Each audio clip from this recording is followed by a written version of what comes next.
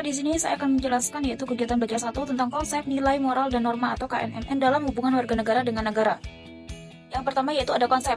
Pengertian yang menunjukkan kepada sesuatu, pengertian tersebut dapat dinyatakan dalam bentuk kata-kata, nama, atau pernyataan. Oleh karena konsep dapat dinyatakan dengan kata, maka ada ahli yang mendefinisikan konsep sebagai kata yang menunjukkan kepada sesuatu. Berdasarkan definisi itu, dapatlah disimpulkan bahwa konsep nilai adalah pengertian yang menunjuk pada nilai tertentu. Yang kedua yaitu ada nilai. Sesuatu yang merujuk kepada tuntunan perilaku yang membedakan perbuatan yang baik dan buruk atau dapat diartikan sebagai kualitas kebaikan yang melekat pada sesuatu. Yang selanjutnya yaitu moral, yaitu keharusan perilaku yang dibawakan oleh nilai. Yang selanjutnya yaitu norma, sumber dasar hukum yang menguatkan kedudukan konsep nilai dan moral serta perilaku yang dilakukan. Mengubah sikap seseorang tidak semudah memindahkan barang dari tempat yang satu ke tempat yang lain, tetapi memerlukan proses dan kebiasaan-kebiasaan yang mendukung ke arah itu pula. Mengenai hal tersebut ada beberapa pendekatan yang kita kenal, yaitu satu pendekatan emosional, yaitu bertujuan menggugah perasaan dan emosi siswa dalam memahami, menghayati, dan meyakini nilai yang ditanamkan. Dua, yaitu pendekatan rasional, bertujuan memberikan peran kepada akal dalam memahami dan menerima kebenaran tersebut.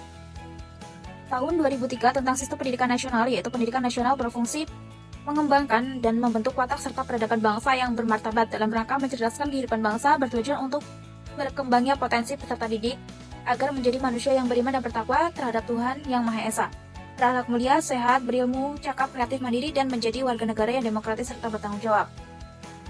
Dilihat dari sisi perilaku, baik pendidikan dasar maupun menengah adalah untuk membentuk warga masyarakat atau negara yang berbudi pekerti luhur, beriman, dan bertakwa kepada Tuhan Yang Maha Esa.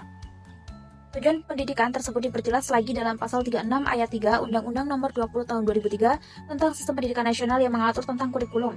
Dinyatakan bahwa kurikulum disusun sesuai jenjang pendidikan dalam kerangka negara kesatuan Republik Indonesia dan memperhatikan yaitu 1.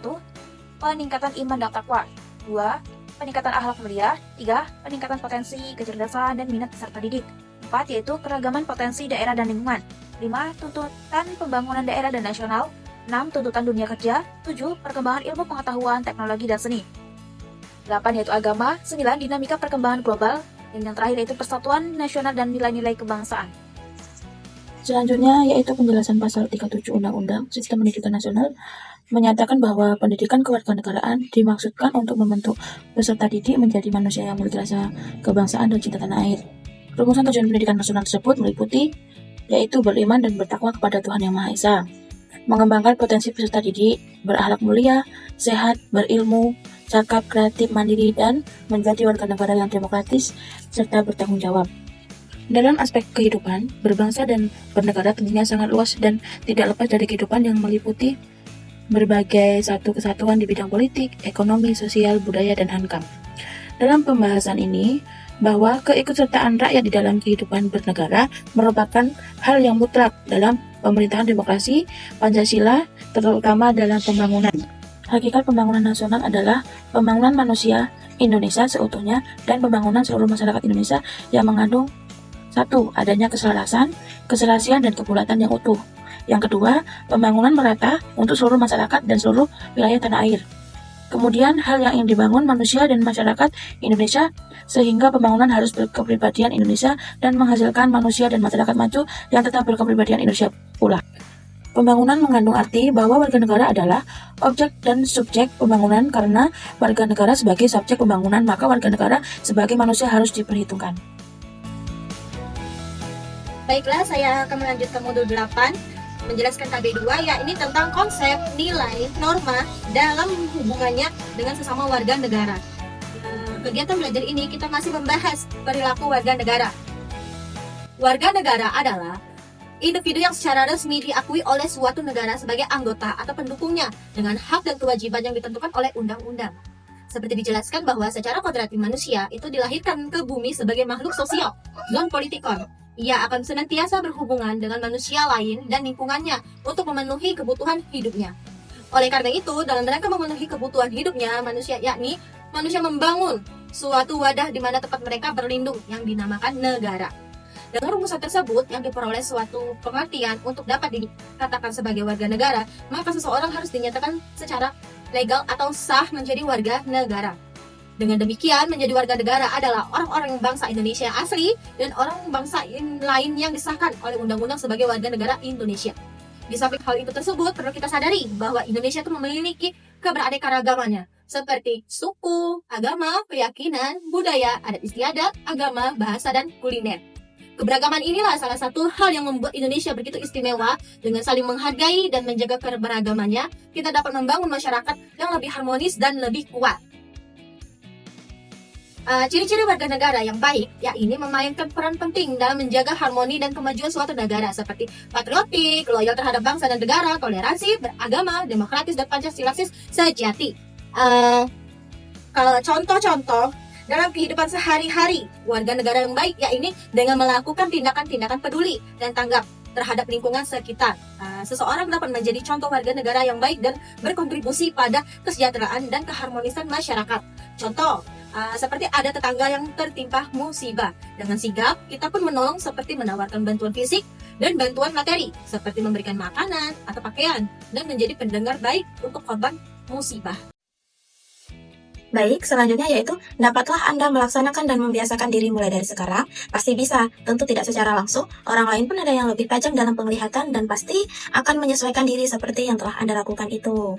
Penanaman dan membiasakan sikap yang berlandasan nilai-nilai Pancasila dalam kehidupan sehari-hari sangat perlu dari usia dini dalam rangka pembinaan dan pembentukan sikap pribadi warga negara. Mengapa hal tersebut dikatakan sangat perlu? Oleh karena lebih strategis bila diawali dengan pendidikan dasar. Nilai-nilai tersebut seperti tenggang rasa, tanggung jawab, pengendalian diri, tolong-menolong, dan harga menghargai. Tentu saja, penanaman sikap itu harus diimbangi tingkat kecerdasan yang tinggi pula. Kenyataan yang ada berupa pesatnya pengetahuan dan teknologi yang telah mengglobal akan membawa dampak dan pengaruh sikap mental di kalangan pelajar. Memang kenakalan itu pada mulanya dilakukan oleh warga negara yang tidak terpelajar. Kemudian melanda kaula muda pelajar. Liras 66, hal tersebut merupakan pukulan telak yang diarahkan kepada kita sebagai profesi guru. Melihat kenyataan tersebut, apapun yang terjadi, guru atau sekolah selalu dijadikan tumpuan kesalahan. Sementara faktor-faktor yang mempengaruhi terhadap kenakalan pelajar sangat kompleks, antara lain yang pertama yaitu faktor-faktor pengaruh selama pelajar berada di lingkungan sekolah. Yang kedua yaitu faktor-faktor pengaruh selama pelajar berada di antara sekolah dan rumah tempat tinggal. Yang ketiga, faktor-faktor yang berpengaruh pelajar berada di lingkungan rumah tempat tinggal. Selanjutnya, pada diri manusia harus ada kemampuan untuk menyelenggarakan kerjasama dari akal, rasa, dan kehendak. Dalam hubungan kesatuan, akal ialah yang memberi pengetahuan tentang perbuatan bagaimana yang harus dilakukan. Rasa yang menguji dengan berpedoman kepada hasratnya sendiri, sedangkan kehendak yang menentukan sikap yang akan dilakukan atau tidaknya. Apabila kemampuan itu telah mendarah daging, akan melahirkan watak. Hal yang penting pada saat Anda menyajikan konsep di atas dengan langkah yang telah diuraikan, hendaknya dilakukan dengan menggunakan metode VCT atau Value Clarification Technique atau metode mengklarifikasi nilai atau lebih diarah kepada keterlibatan siswa dalam pemahaman konsep tersebut. Adapun yang menjadi pertimbangan selain dari manusia-manusia Indonesia secara pribadi yang memiliki nilai-nilai tersebut, landasan utamanya adalah sebagai berikut. Yang pertama, landasan ideal Pancasila. Dalam hal ini, Pancasila mengajarkan dalam bekerja sama dengan bangsa lain untuk menciptakan perdamaian dilandasi pertanggungjawaban kepada Tuhan Yang Maha Esa. Pada pembukaan UUD 1945 pada alinea keempat menyebutkan ikut melaksanakan ketertiban dunia yang berlandaskan kemerdekaan, perdamaian abadi, dan keadilan sosial. Nah, yang kedua yaitu landasan struktural. Dalam hal ini, bidang luar negeri UUD 1945 menyebutkan pasal 11 sebagai berikut. Presiden dengan persetujuan DPR menyatakan perang, membuat perdamaian dan perjanjian dengan negara lain. Yang ketiga yaitu landasan operasional. Sebagai realisasi dan apa yang tercantum dalam Pancasila, pembukaan UUD 1945 di atas untuk politik luar negeri Republik Indonesia bebas aktif. Intinya, agar bangsa Indonesia berkawan baik dengan semua bangsa di dunia dan tidak pilih kasih. Selama ada masalah-masalah kehidupan masyarakat dunia, bangsa Indonesia tidak boleh berpangku tangan. Artinya, harus ikut aktif mengatasi penegasan tercantum di dalam GBHN atau Ketetapan MPR nomor 11 MPR 1983. Baiklah, saya di sini akan menjelaskan kegiatan ketiga yaitu konsep nilai moral dan norma KNMN dalam pengembangan komitmen bela negara. Bela negara adalah kewajiban setiap warga negara untuk melindungi dan membela negara dengan dasar nilai, moral, dan norma yang jelas. Tindakan bela negara harus didasari oleh kecintaan pada tanah air, kesadaran sebagai bagian dari negara, memahami kesaktian Pancasila dan Undang-Undang Dasar 1945, hak dan kewajiban. Setiap warga negara memiliki hak dan kewajiban dalam upaya pembelaan negara, serta harus memiliki kesadaran kehidupan yang berbangsa dan bernegara. Wawasan Nusantara, konsep yang mengandung Indonesia secara utuh berdasarkan geografis dan kultural sebagai bangsa yang merdeka dan berdaulat. Mengingatkan akan posisi Indonesia dalam konteks internasional serta hubungan dengan pulau-pulau lainnya. Pengertian wawasan Nusantara, pandangan yang mengedepankan kesatuan, politik, ekonomi, sosial budaya, dan pertahanan dalam konteks pembangunan nasional. Tujuan pembangunan nasional ditegaskan dalam GBHN 1993, mencakup beberapa aspek, yaitu kesatuan politik, kesatuan ekonomi, kesatuan sosial dan budaya, kesatuan pertahanan dan keamanan. Aspek pembangunan membutuhkan perhatian pada letak geografis dan posisi silang, keadaan dan kekayaan alam, keadaan dan kemampuan penduduk. Upaya pemerintah mempertahankan aspek-aspek tersebut untuk mencapai tujuan negara dan menciptakan ketahanan nasional. Implementasi pembangunan nasional harus berlanjut secara efektif dan efisien, mendasari pembangunan berdasarkan kondisi nyata dan partisipasi masyarakat. 2. Ketahanan nasional adalah kondisi dinamis yang merupakan integrasi dari kondisi tiap aspek kehidupan bangsa dan negara. Pada hakikatnya, ketahanan nasional adalah kemampuan dan ketangguhan suatu bangsa untuk dapat menjamin kelangsungan hidupnya menuju kejayaan bangsa dan negara. 3. Hankamnas adalah upaya rakyat semesta yang merupakan salah satu fungsi utama pemerintah negara dalam rangka penegakan ketahanan nasional dengan tujuan mencapai keamanan bangsa dan negara, serta keamanan perjuangan nasional.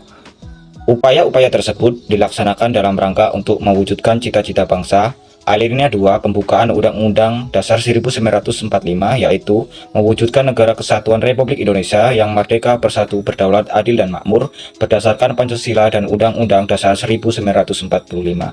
Baik, itulah tadi pemaparan modul 8 mengenai hubungan konsep, nilai, moral, dan norma dengan tuntunan perilaku warga negara. Terima kasih, kembali ke moderator.